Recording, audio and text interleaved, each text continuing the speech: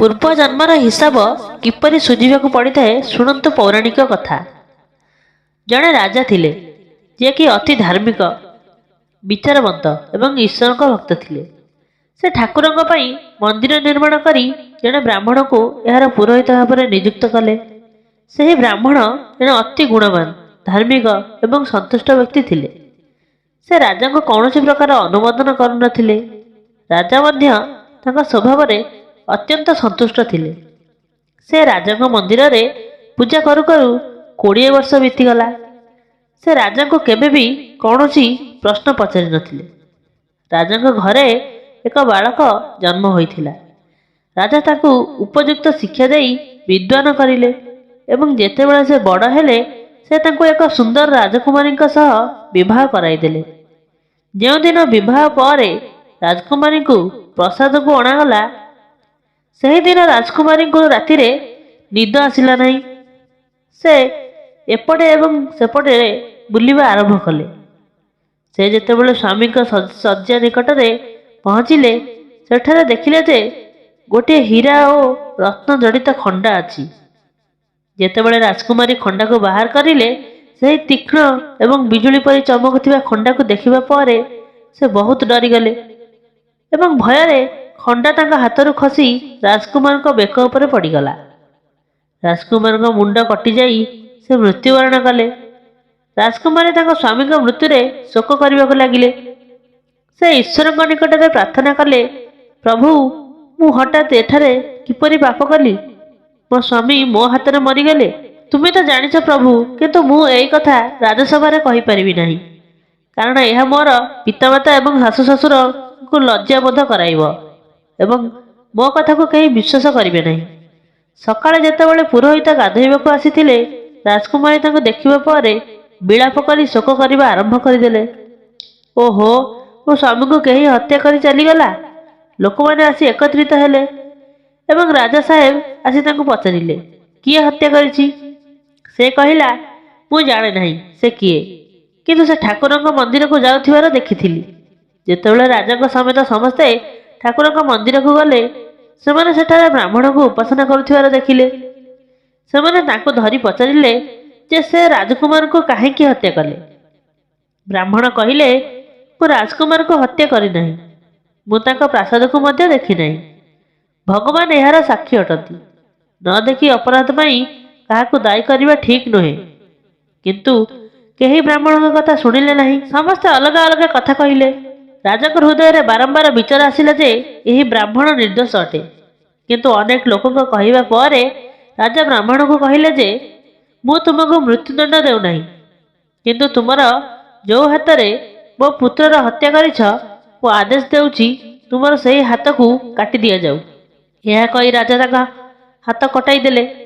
ଏହା ଉପରେ ବ୍ରାହ୍ମଣ ଅତ୍ୟନ୍ତ ଦୁଃଖିତ ହେଲେ ଏବଂ ରାଜାଙ୍କୁ ଅଧର୍ମ ମନେକରି ସେହି ଦେଶ ଛାଡ଼ି ବିଦେଶ ଯାଇ ସେଠାରେ କୌଣସି ବିଦ୍ୱାନ ଜ୍ୟୋତିଷଙ୍କୁ ଖୋଜିବାକୁ ଲାଗିଲେ ଏବଂ ଭାବୁଥିଲା ଜ୍ୟୋତିଷଙ୍କୁ ବିନା ଅପରାଧରେ ହାତ କାହିଁକି କଟିଲା ପଚାରିବେ।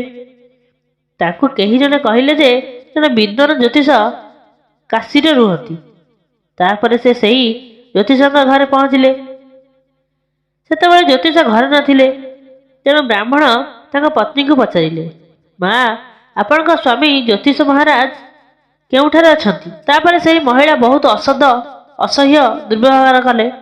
ଏହା ଶୁଣି ବ୍ରାହ୍ମଣ ଆଶ୍ଚର୍ଯ୍ୟ ହୋଇଗଲେ ଏବଂ ମନେ ମନେ କହିବାକୁ ଲାଗିଲେ ଯେ ମୁଁ ମୋର ହାତ କାଟିବାର କାରଣ ପଚାରିବାକୁ ଆସିଥିଲି, କିନ୍ତୁ ବର୍ତ୍ତମାନ ମୁଁ ପ୍ରଥମେ ତାଙ୍କ ଅବସ୍ଥା ପଚାରିବି। ଏହି ସମୟରେ ଜ୍ୟୋତିଷ ମହାଶୟ ଆସିଗଲେ।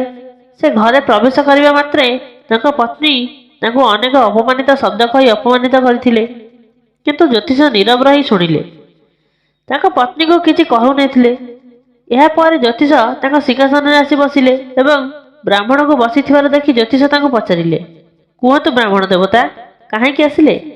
ବ୍ରାହ୍ମଣ ଉତ୍ତର ଦେଲେ ଯେ ମୁଁ ମୋ ବିଷୟରେ ପଚାରିବାକୁ ଆସିଥିଲି, କିନ୍ତୁ ପ୍ରଥମେ ଆପଣ କୁହନ୍ତୁ ଯେ ଆପଣଙ୍କ ପତ୍ନୀ ଆପଣଙ୍କୁ ଏତେ ଘୃଣା କାହିଁକି କରନ୍ତି?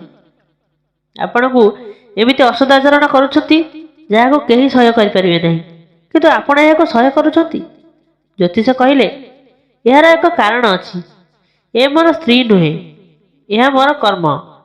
ଦୁନିଆରେ ଯାହାକୁ ଦେଖ ଯଥା ଭାଇ, ପୁଅ, ଶିଷ୍ୟ, ପିତା, ଗୁରୁ ଯାହା ସହ ଆମେ ଜଡ଼ିତ ସେମାନେ ଆମ କର୍ମ ଅଟେ।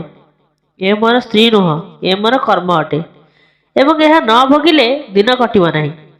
ତୁମର ଯାହା ଭଲ କିମ୍ବା ଖରାପ କର୍ମ ତୁମକୁ ତାହା ନିଶ୍ଚିତ ଭୋଗିବାକୁ ପଡ଼ିବ। ନ ଭୋଗି ମୁଁ ଶହ ଶହ କୋଟି କଳ୍ପତରୁରେ ଚଢ଼ିଲେ ମଧ୍ୟ କର୍ମ ଆମ ପିଛା ଛାଡ଼ିବ ନାହିଁ। ସେଥିପାଇଁ ମୁଁ ଖୁସିରେ ମୋ କର୍ମ ଭୋଗୁଛି ଏବଂ ମୋ ପତ୍ନୀକୁ ମଧ୍ୟ ତାଡ଼ନା କରୁନାହିଁ, ଯାହାଦ୍ୱାରା ଭବିଷ୍ୟତରେ ତାକୁ ମଧ୍ୟ ପରିଣାମ ଭୋଗିବାକୁ ନ ପଡ଼ୁ। ମହାରାଜ, ଆପଣଙ୍କ କର୍ମ କ'ଣ ଥିଲା? ବ୍ରାହ୍ମଣ ପଚାରିଲେ। ଜ୍ୟୋତିଷ କହିଲେ, ମୁଁ ପୂର୍ବ ଜୀବନରେ ଗୋଟିଏ କାଉ ଥିଲି ଏବଂ ମୋ ପତ୍ନୀ ଗୋଟିଏ ଗଧ ଥିଲେ। ତାଙ୍କ ପିଠିରେ ଗୋଟିଏ ଘା ହୋଇଥିଲା। ତାଙ୍କୁ ବହୁତ ଯନ୍ତ୍ରଣା ହେଉଥିଲା ଓ ସେ ବହୁତ ଦୁଃଖିତ ଥିଲେ। ସେ ଦୁର୍ବଳ ବି ହୋଇଯାଇଥିଲେ। ମୋର ପ୍ରକୃତି ବଡ଼ ଦୁଷ୍ଟ ଥିଲା। ମୁଁ ତାଙ୍କ ପିଠିରେ ଥିବା ଘାକୁ ଥଣ୍ଟରେ ଖୁମ୍ପି ତାଙ୍କୁ ଅଧିକ ଦୁଃଖ କଷ୍ଟ ଦେଉଥିଲି। ସେ ଯେତେବେଳେ କଷ୍ଟରେ ଛଟପଟ ହେଉଥିଲେ ମୁଁ ତାହା ଦେଖି ଖୁସି ଥିଲି। ମୋର ଭୟ ହେତୁ ସେ ପ୍ରାୟତଃ ବାହାରକୁ ବାହାରୁ ନଥିଲେ, କିନ୍ତୁ ମୁଁ ତାଙ୍କୁ ଖୋଜୁଥିଲି। ଯେଉଁଠାରେ ବି ମିଳିଲେ ମୁଁ ଖୁମ୍ପି ତାଙ୍କୁ ଦୁଃଖୀ କରାଉଥିଲି। ଶେଷରେ ମୋର ଯନ୍ତ୍ରଣାରେ କଷ୍ଟ ପାଇ ସେ ଗାଁ ଠାରୁ 10ରୁ 12 କିଲୋମିଟର ଦୂରରେ ଥିବା ଜଙ୍ଗଲକୁ ଚାଲିଗଲେ। ସେଠାରେ ହରାଭରା ଘାସ ଖାଇ ଗଙ୍ଗା ନଦୀ କୂଳରେ ଥିବା ଘଞ୍ଚ ଜଙ୍ଗଲରେ ଖୁସିରେ ଜୀବନଯାପନ କରିବା ଆରମ୍ଭ କଲେ ଏବଂ ମୋର ଆଘାତରୁ ବଞ୍ଚି ଯାଇଥିଲେ। କିନ୍ତୁ ମୁଁ ତା ବିନା ବଞ୍ଚିପାରିଲି ନାହିଁ। ତାଙ୍କୁ ଖୋଜି ଖୋଜି ମୁଁ ସେହି ଜଙ୍ଗଲରେ ପହଞ୍ଚିଲି ଏବଂ ତାଙ୍କୁ ଦେଖିବା ମାତ୍ରେ ମୁଁ ତାଙ୍କ ପିଠିକୁ ଜୋରରେ ଆଘାତ କରିଦେଲି ଏବଂ ମୋର ଥଣ୍ଟ ତାଙ୍କ ହାଡ଼ ଭିତରେ ପଶିଗଲା। ମୁଁ ଏହା ଉପରେ ବହୁତ ଚେଷ୍ଟା କଲି, କିନ୍ତୁ ମୋ ଥଣ୍ଟ ସେହି ହାଡ଼ରୁ ବାହାରିଲା ନାହିଁ। ଜଳର ଭୟ ହେତୁ ସେ ମୋତେ ଛାଡ଼ିଦେବେ ବୋଲି ଭାବି ଗଙ୍ଗା ଭିତରକୁ ପ୍ରବେଶ କରିଗଲେ, କିନ୍ତୁ ସେଠାରେ ମଧ୍ୟ ଥଣ୍ଟକୁ ହାଡ଼ ଭିତରୁ ବାହାର କରିପାରିଲି ନାହିଁ। ଗଙ୍ଗାର ପ୍ରବଳ ପ୍ରଭାବ ହେତୁ ଆମ ଦୁହେଁ ଭାସି ଯାଇ ନଦୀର ମଧ୍ୟଭାଗରେ ମୃତ୍ୟୁବରଣ କଲୁ। ତାପରେ ଗଙ୍ଗାଙ୍କ ପ୍ରଭାବ ହେତୁ ସେ ବ୍ରାହ୍ମଣୀ ହୋଇଗଲା ଏବଂ ମୁଁ ଜଣେ ମହାନ ଜ୍ୟୋତିଷ ହୋଇଗଲି। ମୋର ପତ୍ନୀ ମୋ ମୃତ୍ୟୁ ପର୍ଯ୍ୟନ୍ତ ମୋତେ ଦୁର୍ବ୍ୟବହାର କରି ମୋତେ କଷ୍ଟ ଦେବ ଏବଂ ମୋର ଅତୀତର କର୍ମର ପରିଣାମ ଭାବି ମୁଁ ଏହାକୁ ବହନ କରିବି। ମୁଁ ଏଥିପାଇଁ କାହାକୁ ଦାୟୀ କରିବି ନାହିଁ, କାରଣ ଏହା କରାଯାଇଥିବା କର୍ମର ଫଳାଫଳ। ତେଣୁ ମୁଁ ଶାନ୍ତ ରୁହେ। ଏହିସବୁ କଥା କହିସାରିବା ପରେ ଜ୍ୟୋତିଷ ମହାରାଜ କହିଲେ, ବର୍ତ୍ତମାନ ତୁମର ପ୍ରଶ୍ନ ପଚାର। ବ୍ରାହ୍ମଣ ତାଙ୍କର ସମସ୍ତ କଥା କହି ପଚାରିଲେ। ପାପୀ ରାଜା କହିକି ମୋ ହାତ କାଟିଦେଲେ। ଜ୍ୟୋତିଷ କହିଲେ ଯେ, ରାଜା, ତୁମର ହାତ କାଟିଲେ ନାହିଁ, ତୁମର କର୍ମ ହେତୁ ହିଁ ତୁମର ହାତ କଟିଗଲା। ବ୍ରାହ୍ମଣ ପଚାରିଲେ, କେଉଁ ପ୍ରକାର କର୍ମ? ଜ୍ୟୋତିଷ ମହାରାଜ କହିଲେ, ତୁମର ପୂର୍ବ ଜନ୍ମରେ ତୁମେ ଜଣେ ତପସ୍ୱୀ ଏବଂ ରାଜକୁମାରୀ ଜଣେ ଗାଈ ଏବଂ ରାଜକୁମାର ଜଣେ କଂସାଇ ଥିଲେ। କଂସାଇ ଗାଈକୁ ମାରିବା ପାଇଁ ପଛରେ ଗୋଡ଼ାଇଲା ଏବଂ ସେ ଜୀବନ ରକ୍ଷା କରିବାକୁ ତୁମ ଆଗରେ ଜଙ୍ଗଲକୁ ପଳାଇଲା। କଂସାଇ ପଛରୁ ଆସି ତୁମକୁ ପଚାରିଲା, ଗାଈଟି କେଉଁଆଡ଼େ ଗଲା?